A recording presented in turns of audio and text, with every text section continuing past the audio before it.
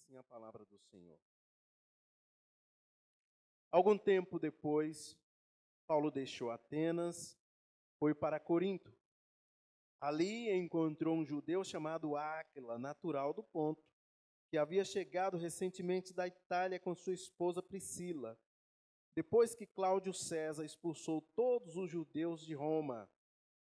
Paulo foi morar e trabalhar com eles, pois eram fabricantes de tendas como ele. Todos os sábados, Paulo ia à sinagoga e buscava convencer os judeus e os gregos. Depois que Silas e Timóteo chegaram da Macedônia, Paulo se dedicou totalmente à pregação da palavra e testemunhava aos judeus que Jesus era o Cristo. Mas, quando eles se opuseram a Paulo e o insultaram, ele sacudiu o pó da roupa e disse: vocês são responsáveis por suas próprias destruição. Eu sou inocente. De agora em diante, pregarei aos gentios. Então saiu dali e foi à casa de Tício, justo, um gentio temente a Deus que morava ao lado da sinagoga. Crispo, o líder da sinagoga, e toda a sua família creram no Senhor. Muitos outros em Corinto também ouviram Paulo, creram e foram batizados. Pai, em nome de Jesus, nós nos colocamos diante do Senhor mais uma vez, clamando que as tuas misericórdias se renovem sobre as nossas vidas, que o teu Santo Espírito nos capacite, nos habilite. Pai, coloque os teus anjos aqui, nos guardando a nossa mente e o nosso coração, que a tua palavra, ó Deus, venha ser exposta com a tua autoridade. É no nome de Jesus que nós oramos. Amém e amém. A fidelidade, pode sentar, queridos. Fidelidade de Deus na expansão do Evangelho, no propósito maior do Senhor, que é a chegada do reino, a chegada da palavra do Senhor àqueles que ainda não o conhecem. E a Bíblia fala que pela fé Abel, pela fé Noé, pela fé Abraão. É assim que o Espírito Santo levou o escritor de Hebreus a mostrar que as proezas que o próprio Deus fez através da vida desses irmãos do passado, aqueles que dependeram totalmente do Senhor, aqueles que entregaram a sua vida ao Senhor e confiaram no Senhor em todas as circunstâncias, em todas as suas lutas. E no século XIX, Deus acrescentou o seguinte a essa lista: pela fé, George Miller levantou orfanatos, alimentou milhares de órfãos, pregou a milhões de ouvintes e ao redor do mundo ganhou milhares de pessoas para Cristo. George Miller era um homem de fé. Vejam, nenhuma desses personagens do passado, tanto da Bíblia quanto da história da igreja, eram pessoas super inteligentes, superdotadas de poderes, tinham poderes especiais. Mas há alguma coisa neles, alguma coisa que nós podemos aprender para a nossa realidade hoje. Eles confiavam na providência do Senhor, eles confiavam na fidelidade do Senhor. Hoje nós podemos aprender sobre isso, sobre como confiar no Senhor, como ver a fidelidade do Senhor em diversas situações, mesmo nas situações adversas da vida, contrário àquilo que nós tínhamos planejado. Mesmo quando os planos estão ruídos, estão indo abaixo. Mesmo quando aos nossos olhos tudo está dando errado. A nossa saúde está escapando, está indo. A nossa juventude. Ontem eu jogando futebol, eu descobri que eu não sou mais um menino de 20 anos. Quase morri, quase desmaiei. Graças a Deus que não desmaiei, mas quase caí. Enfim, como nós podemos aprender sobre esse texto, sobre a fidelidade de Deus? Como eu posso resumir esse texto, não somente esse que foi lido, mas todo o capítulo 18 de Atos? Bem, a proposição que trouxe nesta manhã é a seguinte: Deus revela a sua fidelidade a seus servos, cercando-os de pessoas estratégicas, fortalecendo-os nas adversidades e instruindo-os a fim de que cumpram a missão de proclamar o Evangelho. Deus tem os seus modos, as suas maneiras de revelar a sua fidelidade a nós. E nós devemos prestar atenção nesses detalhes.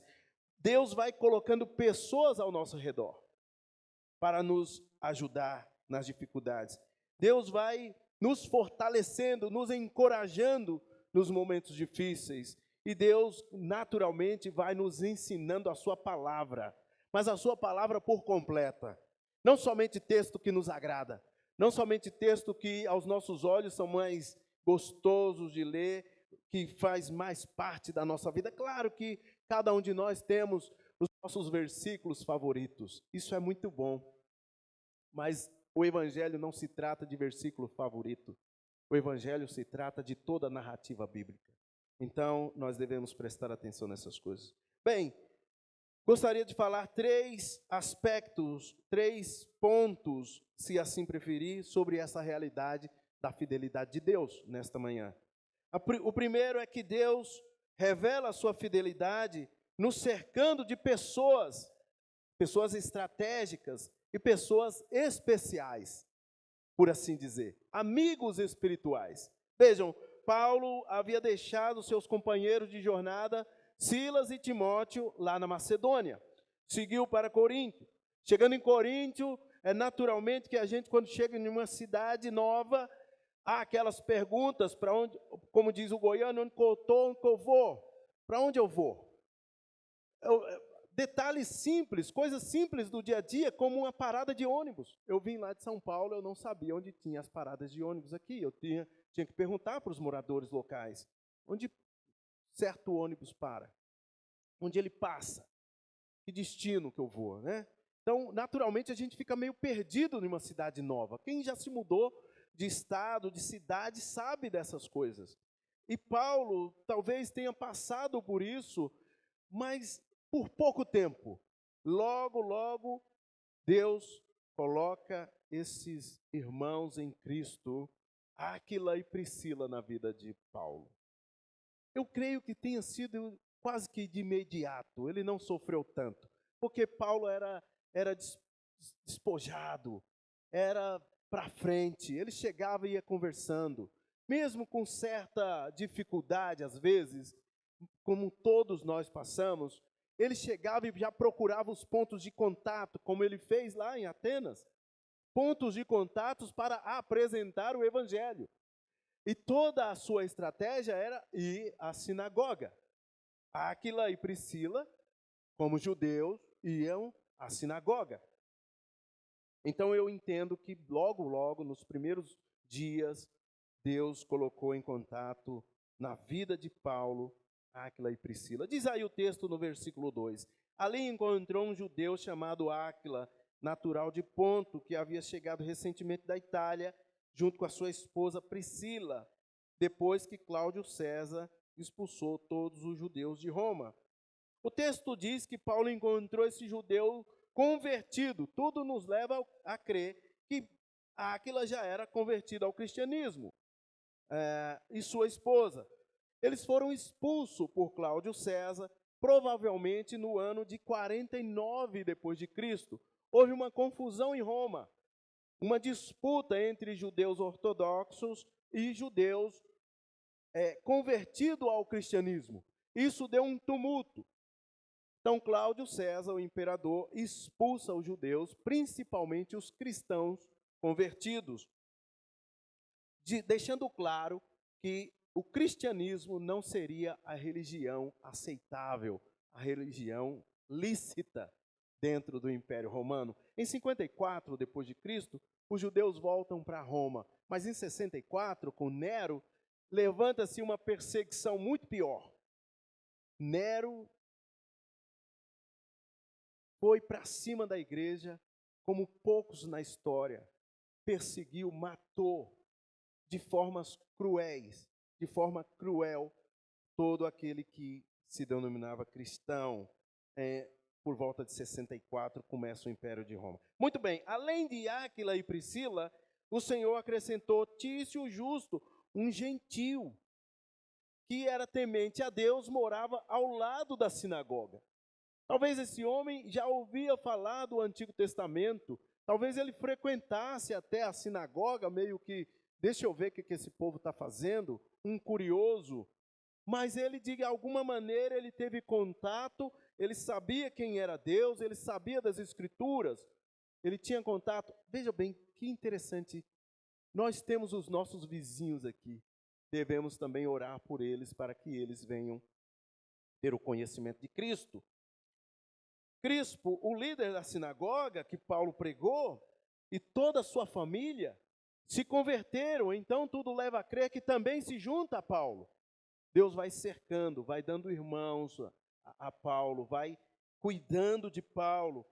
E Sóstenes, o líder, o outro novo líder da sinagoga, que foi espancado, lá no versículo 17, nós vamos ler depois.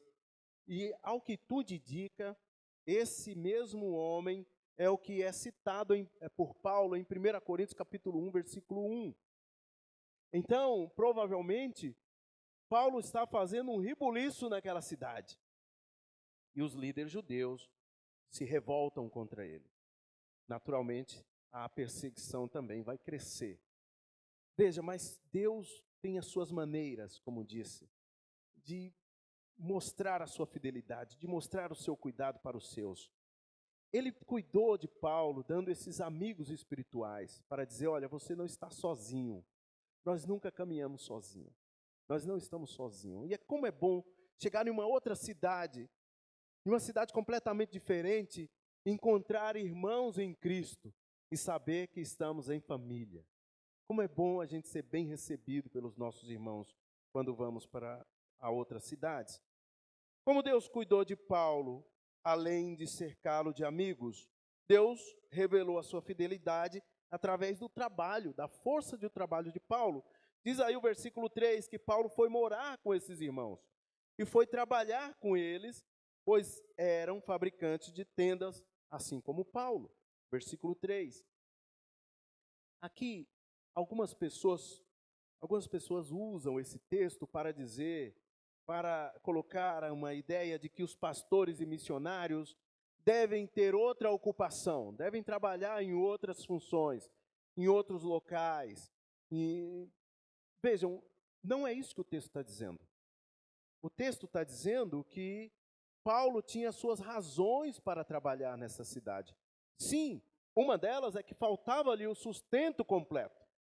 Ele não tinha o sustento, pelo tempo que ele programou, o sustento não era suficiente o que ele tinha. Então ele foi trabalhar. Então aqui para os missionários, para os pastores, aplica-se a regra do quem tem fome tem pressa. Mesmo sendo vocacionado, nós, pastores, missionários, vendo a nossa família sofrer, vendo a nossa família com necessidade, devemos fazer outras coisas. Se você é advogado, vai trabalhar como advogado. Se você é arquiteto, vai projetar, vai fazer os seus projetos. Temos alguns exemplos aqui nessa igreja de pastores que são convictos da sua vocação. No entanto, o sustento não é o suficiente para manter-se integralmente no ministério. Então, eles fazem outras coisas. O Dione, por exemplo, trabalha de Uber. O Washington, em uma agência de viagens. O Fábio tem as suas funções como CLT. Temos outros exemplos aqui que podem ser aplicados. Mas isso é porque quem tem fome tem pressa. E nós oramos para que esses irmãos cheguem a ter o sustento para se dedicar integralmente ao ministério. Todos eles. Todos eles. Então, não se aplica essa ideia de que os pastores passam necessidade porque quer. Por que não vão trabalhar? Não é bem assim. Os rabinos judeus não aceitavam dinheiro de seus alunos. Eles levantavam seu sustento ao exercer uma profissão que haviam aprendido com os pais. Paulo provavelmente deva ter aprendido a fazer tenda com seus pais. Havia um ditado judeu que, entre os mestres judeus, é assim: que quem não ensina o seu filho a trabalhar, está ensinando a roubar. Isso é verdade. Isso é verdade. Isso se aplica a nós, toda a igreja. Devemos ensinar os nossos filhos o fruto do trabalho. Como é difícil ganhar o dinheiro. Porque simplesmente simplesmente sem medida, eles não vão aprender o quanto é difícil ganhar o recurso. Vejam, nesse caso, Paulo trabalhou por essa razão de falta de sustento. Mas a outra razão é que Paulo não queria ser confundido com os mestres, com os charlatões, com os mestres da filosofia que habitavam em Corinto. Eles estavam lá e eles cobravam caro dos seus alunos. Então, Paulo, para evitar ser comparado com esses mestres, Paulo se dedica ao seu trabalho. E ele pregou de uma maneira simples em Corinto. Lá em 1 Coríntios, capítulo 2, versículo 1 a 5, versículo 1 a 5 mesmo, ele vai dizer que pregou com simplicidade, para não ser confundido com esses filósofos, com esses mestres. Em 2 Coríntios, capítulo 11, versículo 4 ao 9, Paulo argumenta com a igreja que não cobrou o seu direito de receber daquela igreja para não se tornar um peso para aquela igreja. Não é que ele não tinha direito de cobrar daquela igreja. Ele disse: olha, eu preferi não me tornar um peso para vocês. Colocar algo desnecessário. E aqui há uma atualidade entre nós. Alguns pastores, alguns homens dentro das igrejas atuais, que colocam um peso sobre a igreja. Existem pastores que ganham até 100 mil reais. E nós sabemos. Isso é peso. Por um lado, o pastor não deveria exigir tanto, na minha visão, na nossa visão aqui na Calvário. Não deve. É o suprir aquilo que é necessário, aquilo que todo o seu sustento, se é aluguel, aluguel, se é comida, é lazer, tudo isso está em volta, mas explorar a igreja de Deus, colocando peso sobre isso. Mas também sabemos que no meio evangélico,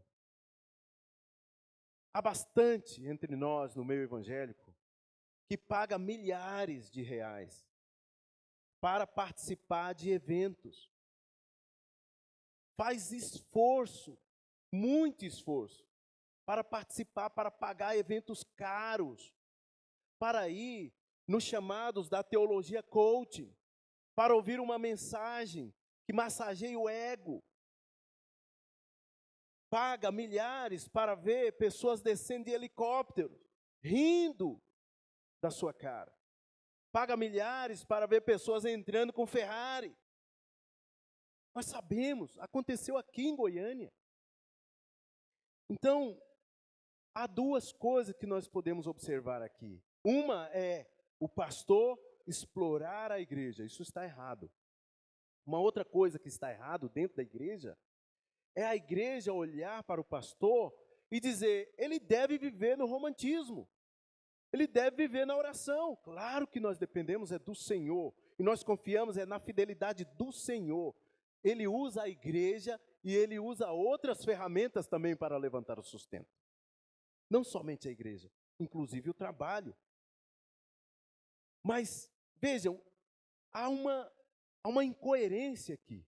O mesmo cristão que fala isso, que o pastor deve viver no romantismo, sem conforto nenhum, afinal de contas, ele é o pastor. É o mesmo cristão que paga caro para ir nesses eventos. Há uma incoerência na nossa lógica. Bem, por isso Paulo resolveu trabalhar para não ser confundido com esses charlatões. Uma outra coisa que podemos ver nesse texto que lemos, que revela a fidelidade de Deus para com Paulo e para conosco, é que ele enviou os recursos. Paulo passava por dificuldades financeiras na cidade de Corinto. Não queria colocar peso naquela igreja que estava nascendo, uma igreja nova. Então, de alguma maneira, Deus envia Silas e Timóteo. Diz aí o texto.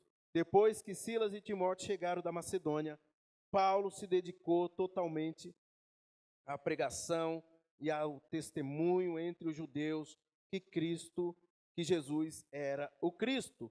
Quando Silas e Timóteo chegaram da Macedônia, trouxeram as ofertas, as contribuições das igrejas da Macedônia.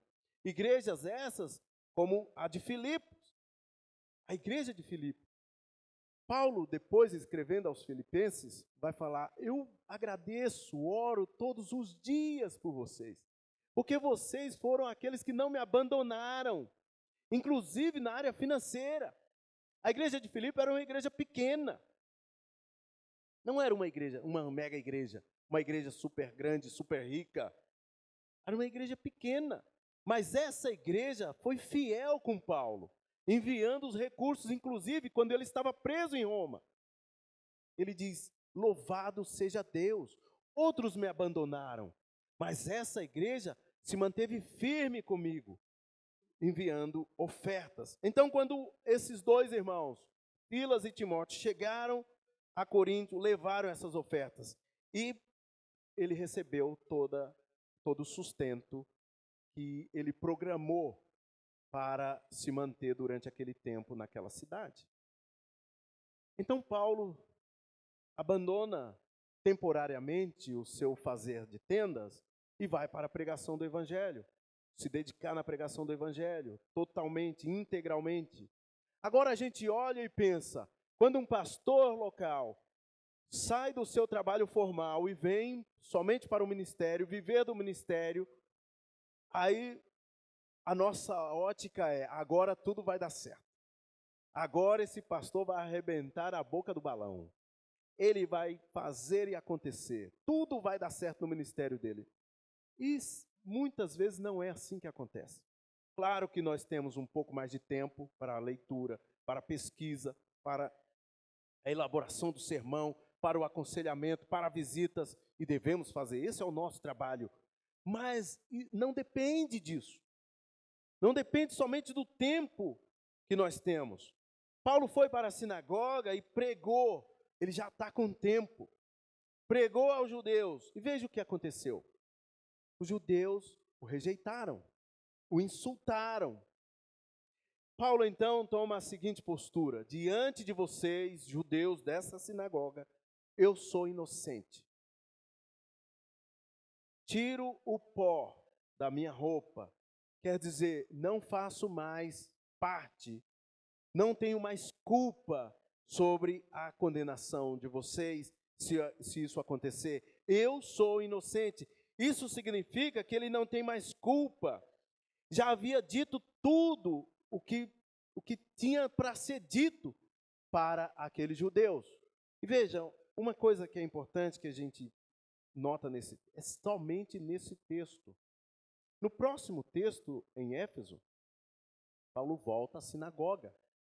Então foi para essa comunidade judaica que Paulo disse: eu sou inocente, vocês já ouviram do Evangelho. Quantos de nós nessa manhã temos essa consciência diante de Deus? De dizer, no que diz respeito à pregação do Evangelho, do testemunhar do Evangelho, sobre a nossa família, sobre os nossos amigos, eu sou inocente. Eu já falei tudo que tinha que ser dito. Eu já fiz tudo que tinha que ser feito.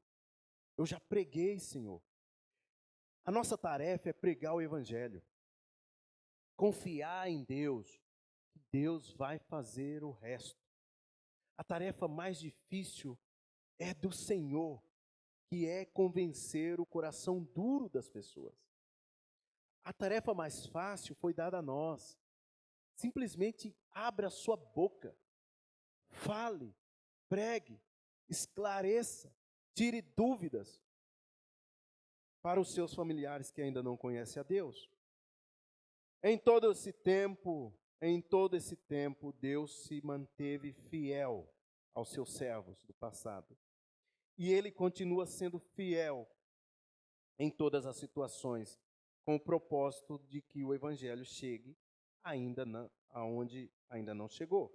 Segundo ponto que nós podemos ver nesse texto, Deus revela a sua fidelidade a seus servos ao fortalecê-los nas adversidades. Do versículo 9 até o 23, a gente observa algumas coisas. Vejam, no versículo 9 diz o seguinte: certa noite, o Senhor falou a Paulo numa visão: não tenha medo, continue a falar e não se cale, pois estou com você. E ninguém o atacará, nem lhe fará mal, porque muita gente nesta cidade me pertence. Com a conversão de Crispo, um importante líder judeu, oportunidades foram abertas para Paulo. Como eu disse, Paulo estava causando no meio judaico, mas trouxe também a perseguição sobre a vida de Paulo. E talvez Paulo tenha passado agora por um pouco de medo, de receio. Talvez orando ao Senhor, ele tenha dito: olha, eu vou deixar essa cidade, aqueles que eram seus, aqueles que conhecem a tua palavra, aqueles que frequentam a sinagoga para te cultuar, eles não receberam a mensagem do Evangelho. E muito mais do que isso, eles querem me matar. Talvez eles tivessem sentido o risco de vida. O medo começa a tomar conta. E Paulo, talvez nas suas orações, coloca isso diante do Senhor. Mas veja que interessante. O Senhor diz: não tenha medo. Eu estou contigo. Vejam, todos nós passamos por momentos difíceis. Seja na saúde, seja nas finanças, na criação de filhos. Nós temos as nossas dificuldades. Na velhice, na juventude, nas limitações da vida. Em qualquer área que nós podemos apontar aqui, nós temos as nossas dificuldades. E talvez nós passamos por medo. Por esse medo. O medo da separação, o medo do casamento se acabar. O medo dos recursos não vir. O medo dos clientes não ligar. O medo. Mas veja o que Paulo ouve do Senhor: não tenha medo.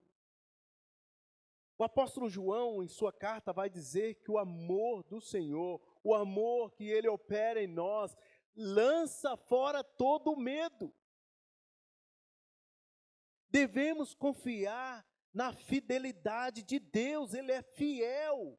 Se Ele disse, Ele cumpre. Se Ele falou, Ele vai fazer. Veja, Paulo ouve do Senhor. E ele ouve não somente um encorajamento, mas ele ouve uma promessa. Continue a pregar, porque tem pessoas aqui que me pertencem. É uma promessa que Deus está dando a Paulo. Continue, simplesmente continue fazendo o seu trabalho. É uma coisa típica do Senhor, nosso Deus, fazer isso. Foi assim que fortaleceu Abraão em Gênesis 15, 1, Isaac em Gênesis 26, 24, Jacó, Gênesis 46, 3, Josafá, 2 Crônicas 20, 15 a 17, Daniel 10, 12 a 19, Maria em Lucas 1:30, Pedro, Lucas 5, 10, tantos outros. Esses são textos para que no medo, no receio, na desconfiança, na insegurança, nós possamos olhar para a palavra de Deus e dizer: Senhor, Tu és o mesmo ontem, hoje e eternamente. Eu confio na Tua provisão, eu confio na Tua fidelidade, eu confio na Tua palavra, eu confio que o Senhor sustentou esses Teus servos e o Senhor vai continuar nos sustentando. Assim, essas são passagens para a gente voltar cada vez mais e olhar, e ler, e orar diante dessas passagens. Paulo foi encorajado na presença do Senhor, pela presença do Senhor e pela promessa do Senhor.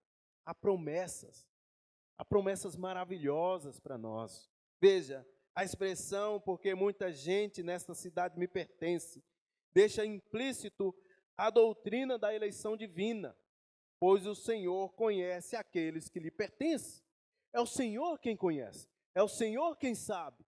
Nós não sabemos. Em 2 Timóteo, capítulo 2, versículo 19, Paulo escrevendo ao pastor, o jovem pastor Timóteo, vai dizer: olha, pregue a palavra, fique firme na pregação da palavra. O Senhor conhece aqueles que são seus. A igreja de Deus é constituída por pessoas escolhidas por Deus, nele, em Cristo Jesus, antes mesmo da fundação do mundo. Foi na eternidade que Deus os escolheu.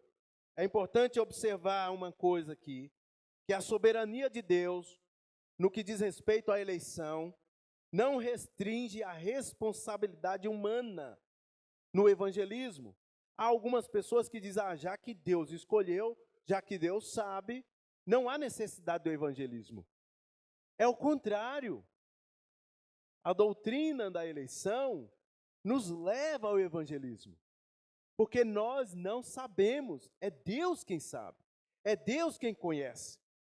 Então, a doutrina da eleição nos empurra para o evangelismo, para que Deus convença aquele coração que lhe pertence, que a mensagem chegue. Romanos capítulo 10, versículo 14 em diante, vai dizer que o crer vem pelo ouvir, e o ouvir da palavra de Deus. Bem, a eleição divina é um dos grandes estímulos da pregação do Evangelho. Não o contrário. Com o crescimento da perseguição, Paulo foi levado para o novo procônsul, e Paulo começa a sua defesa, mas não foi necessário que Paulo estendesse muito a sua defesa. O procônsul vai falar: não, eu pensei que fosse algo sobre a lei romana, algo que estivesse ferindo, mas é algo sobre a lei judaica. Julgue vocês mesmos.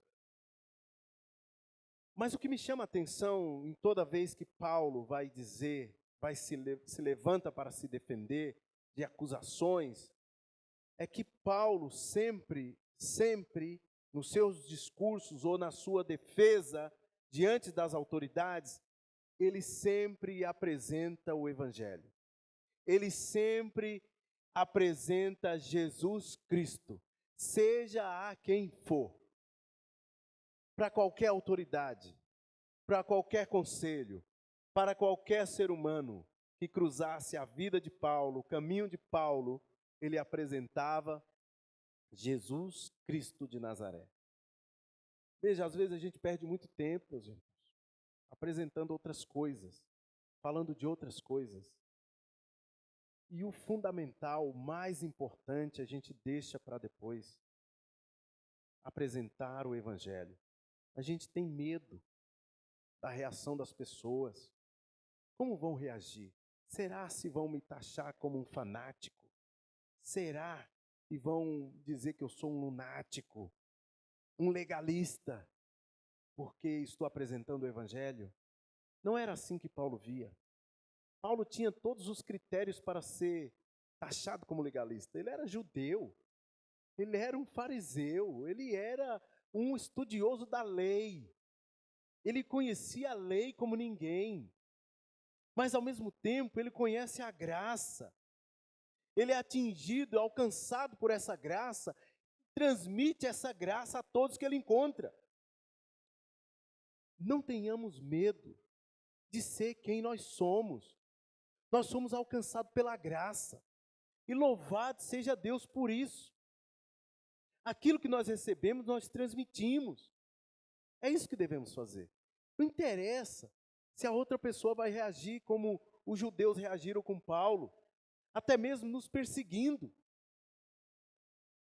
O que interessa para nós é dizer como Paulo disse: Senhor, diante do Senhor e deles, no que diz respeito à pregação do Evangelho, eu sou inocente. Eu já fiz. Meus queridos, oremos para que o Senhor nos dê essa compreensão e essa coragem que deu a Paulo, de se levantar, de enfrentar aquela situação. O texto vai dizer que Paulo raspou a cabeça em um voto. Paulo sai de Corinto e raspa a cabeça. Ele está indo em direção a Jerusalém. Ele vai para uma cidade. Estou procurando aqui o versículo para a gente não se perder. Cencreia, ele foi para Cencreia, onde raspou a cabeça, de acordo, versículo 18, de acordo com o costume judaico, para marcar o fim de um voto. Vejam, Paulo é o apóstolo da graça. Paulo foi alcançado pela graça. Assim como no texto do capítulo 17, ele volta a algum costume judaico. Mas nós devemos entender que Paulo é um judeu. Paulo, a sua origem é judaica, assim como somos brasileiros. Há algumas coisas nas culturas que não contrariam o Evangelho. Paulo não está voltando para o judaísmo, para a aplicação da lei. Não é isso. Veja, o mais provável é que Paulo tenha feito um voto nazireu. Esse voto nazireu é descrito em Números, capítulo 6. Depois os irmãos deem uma olhada lá. O que diz o voto nazireu? O voto nazireu é consagração ao Senhor. Lembra de Sansão, o nazireu mais famoso da Bíblia? O que fizeram com Sansão? Consagra esse menino a mim, o Senhor diz. Quando nasceu Sansão, lá em Juízes capítulo 13 até o 16, vai narrar a vida de Sansão. E os pais de Sansão não poderiam ter filhos, e quando esse menino nasce por um milagre de Deus, vem uma ordem do Senhor: consagra esse menino ao Senhor, entrega. Então Paulo lembra desse compromisso de consagração. Paulo faz um voto ao Senhor. Esse voto implica ao homem não cortar o cabelo por um determinado tempo. Sansão foi pela vida inteira, mas aos outros judeus era por algum tempo. Então, ao fim desse voto, o homem deveria raspar a sua cabeça e levar o seu cabelo e uma oferta ao Senhor no templo em Jerusalém. Paulo está à direção de Jerusalém. Paulo está indo para Jerusalém. E é bem provável que o Paulo fez esse voto consagrando ao Senhor, uma espécie de jejum e oração ao Senhor. E ao fim desse voto ele leva ofertas não para o pecado, não por culpa do pecado, mas de ação de graça, agradecendo ao Senhor por tudo que ele já fez na sua vida, por tudo que ele alcançou no seu ministério, pela pregação do Evangelho nas cidades que ele foi. Tudo isso fica subentendido, mas tudo nos leva a crer que é nessa direção. Paulo não está voltando ao judaísmo. Paulo está cada vez mais se santificando. Era um processo de santificação para os judeus. E Paulo, querendo ou não, ainda é um judeu, de nacionalidade, de cultura, de costumes. Ele é um judeu. Bem, Paulo deixou Áquila e Priscila e Áquila em Éfeso, depois de mais uma vez ir à sinagoga em Éfeso, pregou aos judeus, debateu com os judeus, seguiu para Cesareia, depois subiu a Jerusalém, onde entregou o seu voto, voltou para Antioquia, e a sua viagem segue para a Galácia, Frígia, visitando e fortalecendo, diz o texto. Visitando e fortalecendo, versículo 23, os outros discípulos. Vejam, o que mais me chama a atenção aqui é que aquele homem que estava com medo e ouviu a voz do Senhor, não tenha medo, agora ele transmite aquilo para os outros discípulos. Ele vai passando pelas cidades nas quais ele plantou a igreja, e agora ele vai fortalecendo aqueles irmãos. Aquele que foi fortalecido pelo Senhor, agora fortalece os outros, encoraja os outros a se manterem firmes na presença do Senhor. Terceiro ponto que nós podemos ver nesse texto, que Deus revela a sua fidelidade a seus servos, instruindo-os em toda a verdade. Vamos ler do versículo 24 até o 28.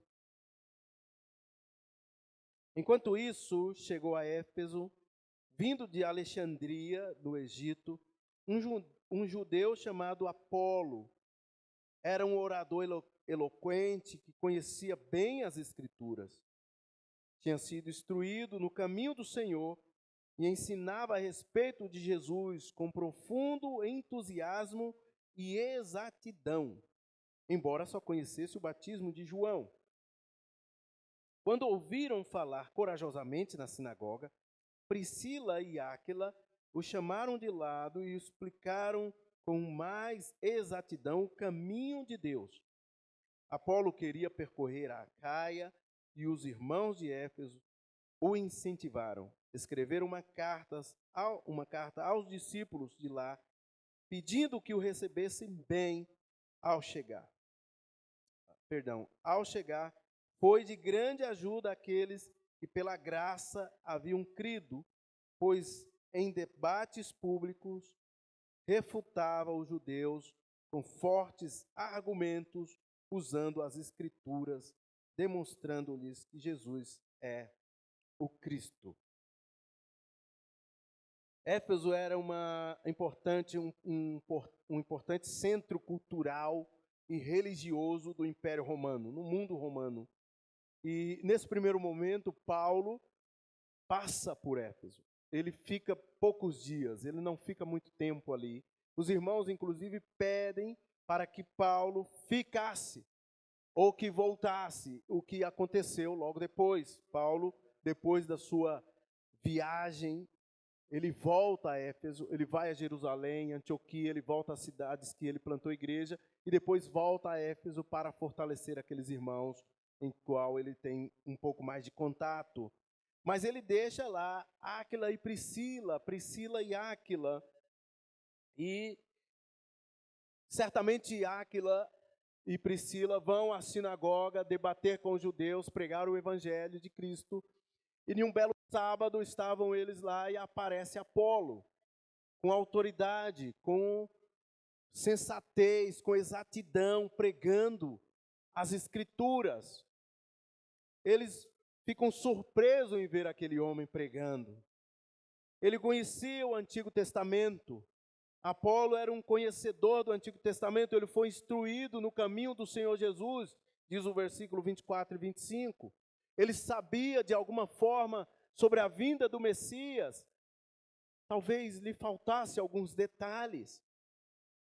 Sem dúvida, Apolo era um homem excepcional, em vários sentidos. Era de Alexandria, a segunda cidade mais importante do Império Romano.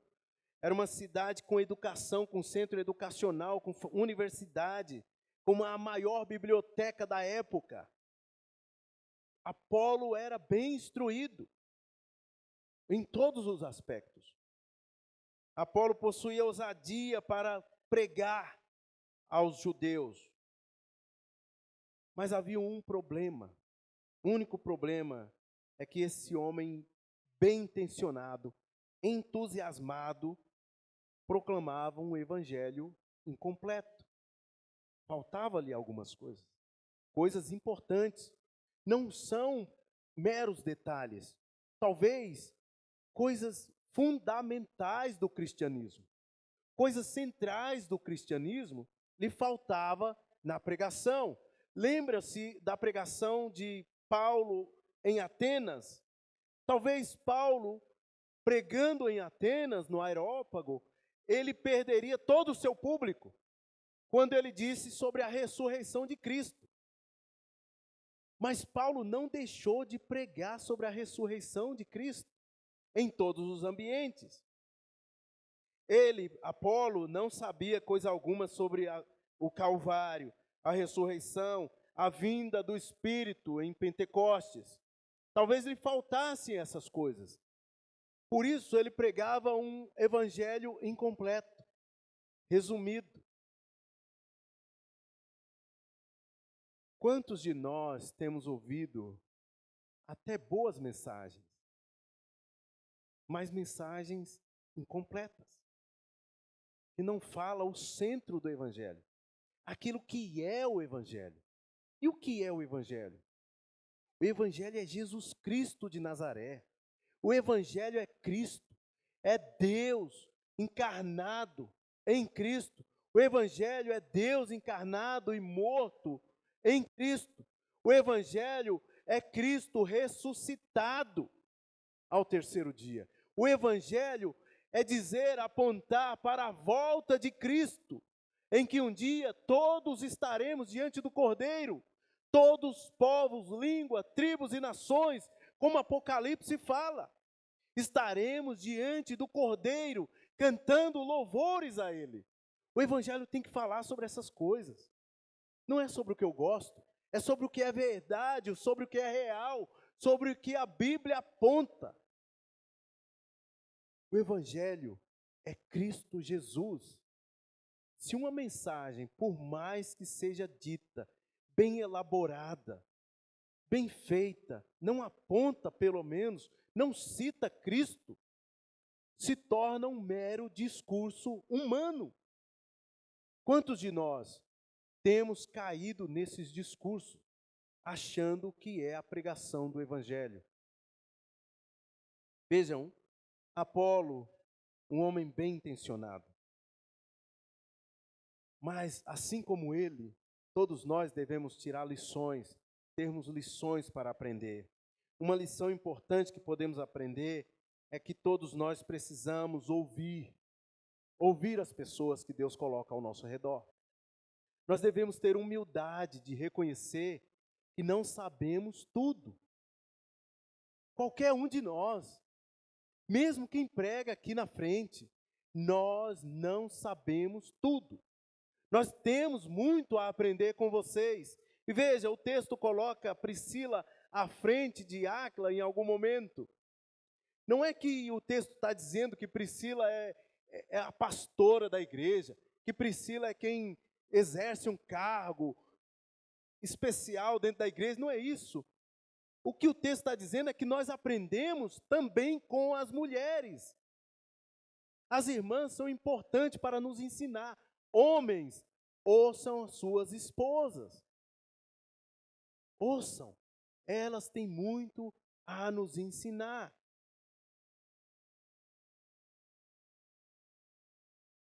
Uma outra lição que podemos aprender é que todos nós, assim como as mulheres, todos nós temos algo a ensinar. Seja jovem, seja idoso, seja de meia idade, seja adolescente, todos nós temos alguma coisa para ensinar. E Deus usa as pessoas para nos ensinar. E às vezes, por ser mais velho, às vezes a gente fica olhando assim, dizendo, esse menino vai me ensinar o quê? Isso é arrogância, é prepotência. Deus usa as pessoas, inclusive pessoas menos preparadas que nós, para nos ensinar. Todos nós temos algo a ensinar. Podemos ter a impressão, ao ler esse texto, de que foi uma simples conversa de Priscila e Áquila. Ao final do culto, chamaram ele no canto, nos corredores da sinagoga, e disseram, olha, nós temos algumas observações a fazer do seu sermão. Não. Ao ler esse texto, rapidamente, talvez a nossa mente seja traída nesse sentido, mas veja o que a NVI traduz esse texto, como ela traduz esse texto. Quando Priscila e Áquila o ouviram, convidaram-no para ir à sua casa e lhe explicaram com mais exatidão o caminho de Deus. Então, não foi uma conversa de corredor. Olha, meu irmão, muito bem, você pregou bem, mas há algumas observações e gostaríamos de convidar você para a nossa casa. Foi uma caminhada, não sabemos quanto tempo, quantos dias, mas foi uma caminhada juntos, observando, ajustando aquilo que tinha que ser ajustado na pregação de Apolo. Muitas vezes a gente quer resultados muito imediatos, muito rápido, em uma simples conversa, um treinamento básico, e aí está todo mundo treinado, já sabe fazer tudo. Não é assim. É uma longa caminhada na mesma direção. Você fala, repete, observa, dá oportunidade para as pessoas que estão sendo treinadas, vai dando oportunidade de exercer aquilo que está sendo feito, treinado, e vai corrigindo aquilo que tem que ser corrigido, tanto na pregação quanto nas atitudes. Vai falando aquilo que tem que ser dito. Deus se revelou a cada um de nós e revela a sua fidelidade a cada um de nós. Muitas vezes as pessoas acham que os pastores, os líderes, têm algo especial, têm algo diferente. Sinto muito decepcioná-los. Nós não temos. Nós somos iguaizinhos. Nós somos iguais a cada um de vocês. Nós dependemos da graça como cada um de vocês. Dependemos do Espírito como cada um de vocês. Veja, no reino de Deus não há super inteligentes, pessoas superdotadas de inteligência. Alguns Deus dá sim alguma coisa diferente. Dias atrás eu estava pensando sobre a vida de Russell Shedd, por exemplo. Um homem magnífico aos nossos olhos, de uma inteligência, de uma percepção de mundo que poucos tinham. Mas ao mesmo tempo que eu estava pensando e talvez idolatrando Shedd, veio na minha mente, mas ele era apenas um homem. Ele era apenas um homem, assim como eu. Ele também dependia do Espírito Santo de Deus. Então, no reino de Deus, meus queridos, não há pessoa elevada demais que possa olhar para os outros de cima para baixo. E não há pessoa tão medíocre, incapaz de aprender qualquer coisa. Estamos todos no mesmo nível, todos no mesmo patamar. No reino de Deus, há somente irmãos que um ajuda o outro, um ensina o outro e um aprende com o outro. Deus cuidou de Paulo ao cercá-lo de pessoas ao seu redor, suprindo as suas necessidades, ensinando-o na sua caminhada com Cristo. Deus continua sendo fiel e bom. Ele cuida de cada um de nós da mesma forma, colocando pessoas ao nosso redor, suprindo as nossas necessidades e ensinando, principalmente através da sua palavra. Gostaria de concluir da seguinte maneira. Seguinte aplicações. Olhe ao seu redor. Olhe ao seu redor. Veja, pense em quantas pessoas Deus já tem colocado ao seu lado para te ensinar, para caminhar com você. Ore a Deus, peça a Deus que essas pessoas realmente sejam amigos espirituais para cuidar de você. Nós nunca estamos sozinhos. Deus coloca pessoas para ombrear, para caminhar com a gente. Então, fique atento, esteja aberta a essas pessoas, aos ensinamentos dessas pessoas. Ore ao Senhor, peça a Ele que fale com você nas dificuldades, segundo a aplicação. Ore ao Senhor, eu sei que cada um de nós temos as nossas dificuldades. Coloque essas dificuldades diante do Senhor e peça a Ele que fale assim como falou com Paulo. Senhor, fale hoje comigo. Não tenha medo. Senhor, tire esse medo de mim, tire esse medo do meu coração, tire esse medo da minha vida. Fale com Ele ainda hoje, peça a Ele, dobre-se diante dEle e peça, Senhor, eu quero ouvir da Tua boca, não tenha medo, confie nele, Ele fará. Se o seu casamento está em ruína, se os seus negócios estão em ruína, peça ânimo ao Senhor, com essa palavra de não tenha medo, eu estou contigo. Terceira, esteja disposto a aprender, disposto ou disposta a aprender. Escute as pessoas mais experientes, escute as pessoas menos experientes, escute as pessoas que Deus colocou ao seu redor. Preste atenção nos detalhes, aquilo que é central do Evangelho. Ouça, pense sobre aquilo que está sendo dito e coloque em prática aquilo que está sendo dito.